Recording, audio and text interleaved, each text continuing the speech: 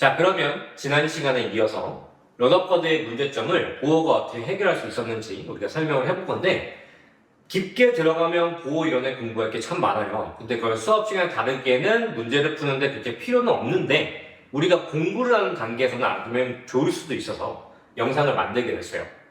자, 그러면 이 두 가지 문제점이, 일단 첫 번째, 원자라고 하는, 분자라고 하는 물질들은 외부로부터 에너지가 출입할 수도 있는데, 그럼 역학적으로 내부 구조가 달라져야 하지만, 러더퍼드는 채워진 전자가 주변의 원궤도로 돈다. 그 외에 설명은 불가능하기 때문에 에너지의 쓰임새를 구조적인 변화랑 연결을 못 지었어요.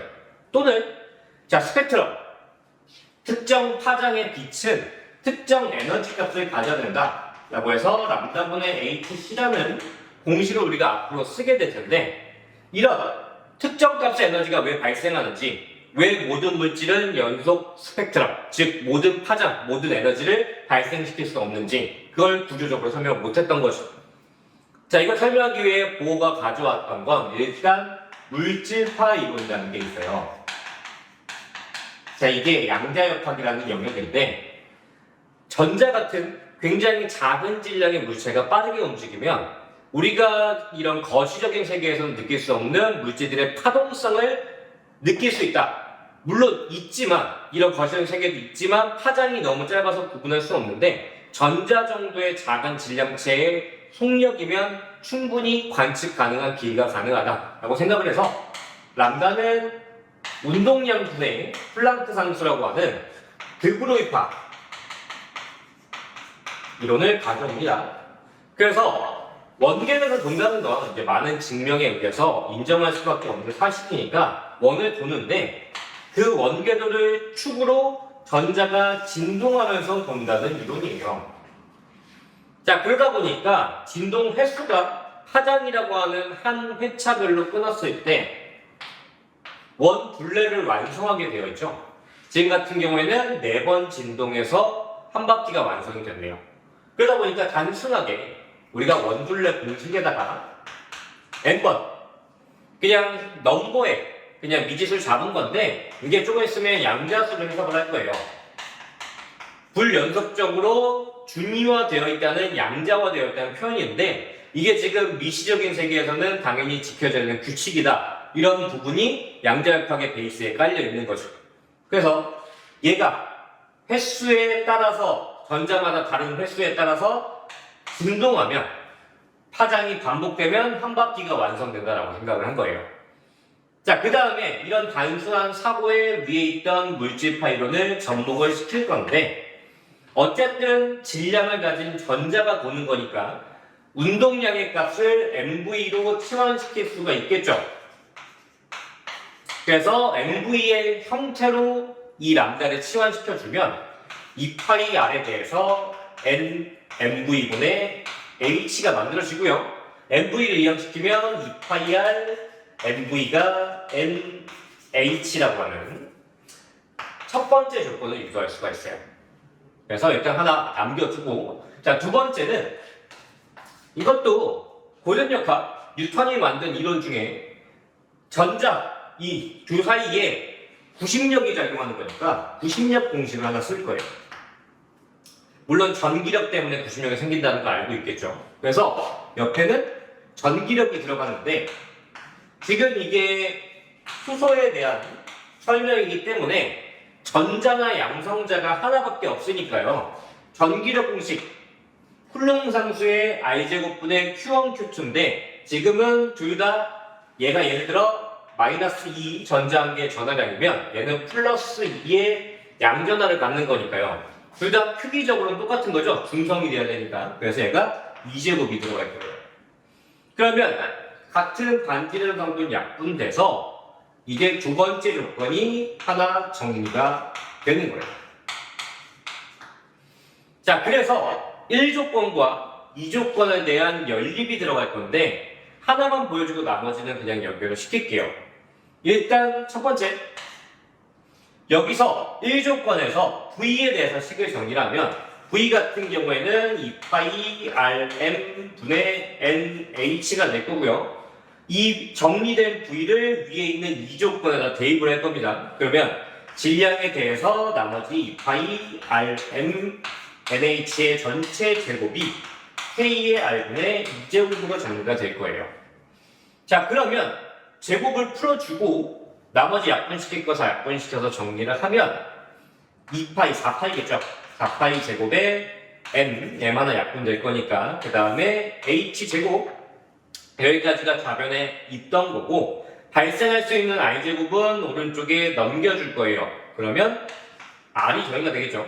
여기는 R분의 1입니다. 그 옆에 있던 우변에 있던 쿨롱 상수와 전자 한 개 전하량은 넘어와서 K 2제곱이 밑에 깔릴 거고요. 그럼 빠진 게 뭐가 있어요? 이 N이 양자수라고 처음에 자연수를 잡았던 N이 따로 변수로서 빠지게 될 거예요. 자, 그러면 R이라는 게 반지름이잖아요. 지금 양성자로부터 원자에게부터 떨어져 있는 전자끼리의 반지름. 그러면 얘가 정의가 되는 식이 나온 거예요. 그런데 왜 양자수만 분리시켜놨냐? 얘네들은 이미 밝혀져 있는 상수의 조합이기 때문에 미리 연산이 가능하거든요. 그래서 n제곱 곱하기 0.53에 대한 10의 마이너스 10승 이런 숫자가 미리 계산이 되는 거죠. 그래서 반지름이 정의가 돼요. 각각 양자수, 그러니까 이제 지금이야 우리가 전자 껍질에 대한 번호라고 표현을 할 건데 각 껍질 번호마다 전자가 얼만큼씩 원자에게부터 떨어져 있어야 되는지 수치가 계산이 되는 거죠. 자, 두 번째, 반대로 이 1조건을 V가 아닌 R에 대해 정리하면은 반대로 V가 정리가 될 거예요. 그러면 어떻게 되냐? 자, 일단 지우고 다시 진행해 봅시다. 자, 그렇게 되면 V 값이 n분의 1이 정리가 될 거고요. 여러분들이 직접 해보셨으면 n분의 1 옆에 만들어진 상수들이 이 정도의 값을 갖게 되어 있어요. 그러니까 역시나 껍질 번호, 양자수만 미지수가 되어서 상수항들의 조합이 이 정도의 크기를 갖게 되는 거죠. 그래서 우리는 각 양자수별로 전자가 얼마큼 떨어져 있고 그 위치에서 전자가 얼만큼의 빠르기를 갖게 되는지 미리 계산을 할 수가 있었어요. 자, 이게 왜 필요했냐? 우리가 구조적인 안정성을 설명하려면 당연히 구조를 설명을 해야 되잖아요. 그래서 얘가 특정 위치에서 양자화라는 게 이렇게 불연속적으로 특정 위치에 존재할 수밖에 없다라는 걸 설명하기 때문에 이 위치에서 전자의 에너지를 구조적인 역학적인 운동 에너지와 포텐셜 에너지로 설명을 할 거예요. 그러면 운동 에너지는 쉽죠 이제 2대 mv 제곱. 자, 포텐셜이 좀 문제인데 이게 적분이 들어갈 수밖에 없어요. 자, 뭐가 문제냐면 우리가 예전에 이제 탄성력에 대한 포텐셜을 구할 때도 처음부터 용출이 늘어나기까지 탄성력이 고르지 않기 때문에 그래프를 그려서 면적을 포텐셜을 정의를 했단 말이에요. 전기력도 마찬가지예요. 전기력 자체가 쿨롱 법칙, 얘가 쿨롱 큐. 우리는 일이라고 하는 게, 즉 물체한테 전달되는 에너지가 거리에 대해서 변해버리면 그냥 곱해서 힘과 거리를 곱해서 정의할 수가 없어요. 그래프 자체가 힘, 거리 그래프가 전기력에 대해서는 이런 곡선을 띠게 되는 거죠. 그러면 면적이 1이고 포텐셜인데 얘를 구하기 위해서 수학적으로 적분이 필요한 거죠. 그래서 위의 식을 단순하게 거리에 대해서 적분을 해주면 이런 형태가 나와요. 그러다 보니까 어쩔 수 없이 정의 자체는 문제가 없어요. 수학적으로 적분을 한 번 했더니 마이너스가 생긴 거예요.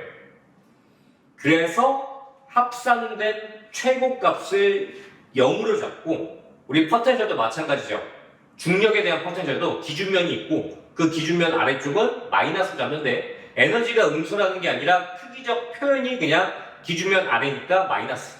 왜냐하면 포텐셜은 변화량이 중요한 거니까 현재 값이 양수냐 음수냐를 중요하게 따지진 않거든요.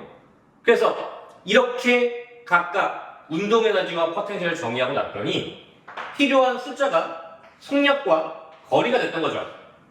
나머지는 전부 다 뭐니까? 상수니까. 그래서 위에서 구해진 각각의 값들을 여기 있는 자리에 치환시켜 줬더니 여러분들 교과에 나와 있는 마이너스 n제곱분의 13.6 전자볼트의 크기를 갖는 에너지 준위라고 부르는, 그러니까 에너지 준위라는 표현을 갖고 있지만 얘는 실제로 전자가 갖는 역학적 에너지다 라는 걸 이런 단어로 표현을 했던 거예요.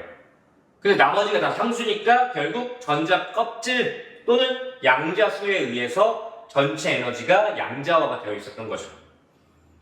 그래서 이런 것들이 기본 베이스가 이미 밝혀져 있는 이론을 쌓아서 만들어지다 보니까 공원은 굳이 실험을 하지 않더라도 이론적으로 인정받는 하나의 이론을 만들었던 거예요.